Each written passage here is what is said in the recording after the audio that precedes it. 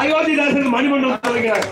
அதுக்கு தமிழ்நாடு அரசு அழைப்பு விடுத்தது. வேற எந்த டாக்டர் சங்கத்தில் அழைப்பு விடல, இந்த சங்கத்தில் விட்டது. இன்னைக்கு எல்லா விதமான பிரச்சனைகளுக்கும் இந்த சங்கம் குரல் கொடுக்குது. அதே போலவே நான் எந்த காலேஜிலும் டீன் இல்லை, எந்த காலேஜிலும் வைஸ் பிரின்சிபல் கிடையாது, எந்த காலேஜிலும் பணியாற்றிய பேராசிரியர் கிடையாது.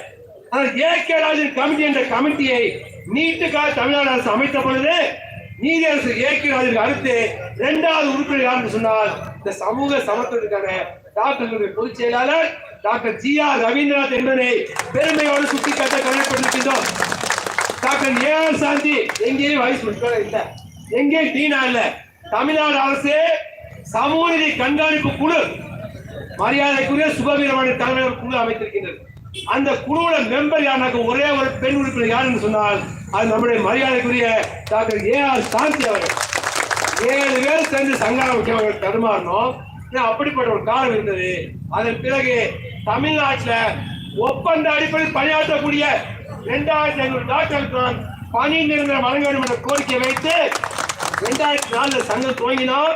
2005ஆம் ஆண்டு ஜெயலலிதா ஆட்சி, அந்த ஆட்சியில் தான் ஒப்பந்த அடிப்படையில் டாக்டர் 2000 வரை பணியில் போட்டாங்க. எவ்வளவு சம்பளம் டாக்டர்ஸுக்கு?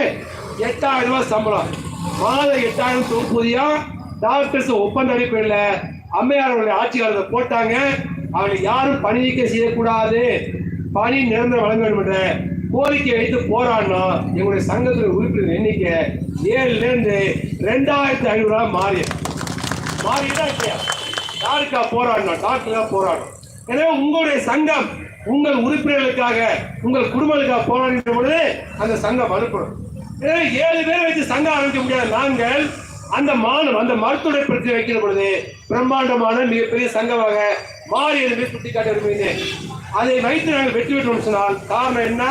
அந்த சங்கத்தை வலுப்படுத்தினோம், தொடர்ந்து போராட்டம் பண்ணோம். சென்னையில் உண்ணாவிரதம், திருச்சியில் உண்ணாவிரதம், சேலத்தில் உண்ணாவிரதம், இந்த மாதிரி ஒப்பந்த அடிப்படையில் பணியாற்றக்கூடிய டாக்டர்கள் வைத்து எல்லா மாவட்டங்களையும் போராட்டம் செய்தோம். அதன் மூலமாக அமைப்பையும் நாங்கள் வலுப்படுத்தினோம். அதே போலவே அவருடைய கோரிக்கையை வென்றெடுத்தோம். கலைஞருடைய ஆட்சி வந்தது. ஒப்பந்த அடிப்படையில் பணியாற்றக்கூடிய அனைத்து டாக்டர்களுக்கும் பணி நிரந்தரம் வழங்குவோம் என்று சொல்லி 2006ஆம் ஆண்டு வெளியிடப்பட்ட தேர்தல் அறிக்கையில திமுக தன்னுடைய தேர்தல் அறிக்கையை வெளியிட்டார்கள். என்ன வெளியிட்டார் சொன்னால், ஒப்பந்த அடிப்படையில் பணியாற்றக்கூடிய மருத்துவரை பணி நிரந்தரம் செய்வோம் என்று சொல்லி திமுக தேர்தல் அறிக்கையில் குறிப்பிடப்பட்டது. அது மட்டுமல்ல, மீண்டும் ஒப்பந்த அடிப்படையில் மருத்துவரை பணி நியமனம் செய்யவே மாட்டோம் என்று சொல்லியும் திமுக தேர்தல் அறிக்கையில் இடம்பெற்றது. என்ன காரணம்? எங்களுடைய சங்கம் நடத்திய போராட்டம், எங்களுடைய சங்கத்தின் வலிமை, நியாயமான கோரிக்கை வெற்றி பெற்றது.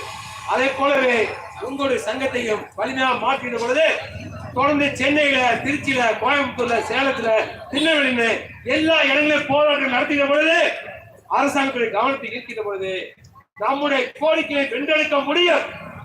ஒரே இடத்தில் எல்லா கோரிக்கையும் வென்றெடுக்காவிட்டாலும் படிப்படியாக ஒவ்வொரு கோரிக்கையாக நிச்சயமாக நாம் வென்றெடுப்போம், வெற்றி பெறுவோம் என இந்த சந்தர்ப்பத்திலே சொல்லிக்கொள்ள கடமைப்பட்டிருக்கின்றேன். அதே போல மிகுந்த நம்பிக்கையோடு உங்கள் சங்கத்திற்கு என்னை கௌரவ தலைவராக போட்டிருக்கிறீர்கள். மிகுந்த மகிழ்ச்சி. நான் கேட்கவில்லை, ஆனா நீங்களாவே கௌரவ தலைவர் போட்டிருக்கீங்க. ஆனா கௌரவமா இருந்துட்டு போக மாட்டோம், வேலை செய்வோம், உங்களுக்காக போராடுவோம், உங்களோட துணை நிற்போம், வீதியில் நிற்போம், எல்லா இடத்துலையும் நிற்போம். ஒரு திருவள்ளூரை சேர்ந்த ஒரு கோரிக்கை வைத்தார், எங்க மாவட்டம் வந்து சொன்னார், பிரச்சனை இருந்தால் திருவள்ளூர் மாவட்டம் அல்ல எல்லா மாவட்டத்துக்கும் வரக்கூடிய வாய்ப்பு ஏற்படுமேயானால், வரக்கூடிய நிலைமை ஏற்படுமேயானால், வரக்கூடிய சூழ்நிலை அரசாங்கம் உருவாக்குவார்கள். எல்லா மாவட்டத்திலும் வருவோம், எங்கள் தலைமையிலே போராட்டம் நாங்கள் உறுதியாக இருப்போம் என்பதை தெரிவித்துக் கொள்ள கடமைப்பட்டிருக்கின்றோம். அந்த வகையில எங்களுடைய சங்கமும் உங்களுக்கு துணையாக இருக்கும், டாக்டர் சங்கம் துணையாக இருக்கும், துணையாக இருக்கும், எல்லாருமே துணையாக இருப்போம். நிச்சயமாக வெற்றி பெறுவதை சமயத்தை தெரிவித்துக் கொண்டு உங்களுக்கெல்லாம் என்னுடைய புத்தாண்டு வாழ்த்துக்களை தெரிவித்துக் கொள்கிறேன். அடுத்தடுத்த மாவட்டங்கள் பாருங்கள். 2004ஆம் ஆண்டு நமக்கான ஆண்டாக திகழ வேண்டும். 2024ஆம் ஆண்டு நமக்கான ஆண்டாக திகழ வேண்டும். 2023 நமக்கு எந்த விதமான வெற்றியை கொடுக்காத ஆண்டு, அது கழிகிறது. 2024ஆம் ஆண்டு நமக்கு புதிய வெற்றிகளையும் நம்பிக்கையை கொடுக்கக்கூடிய ஆண்டாக இருக்கும், இருக்க வேண்டும், அதை உருவாக்க வேண்டும் என்று சொல்லி உங்களுக்கு 2024 புத்தாண்டு வாழ்த்துக்களை தெரிவித்துக் கொண்டு விடைபெறுகிறேன். நன்றி, வணக்கம்.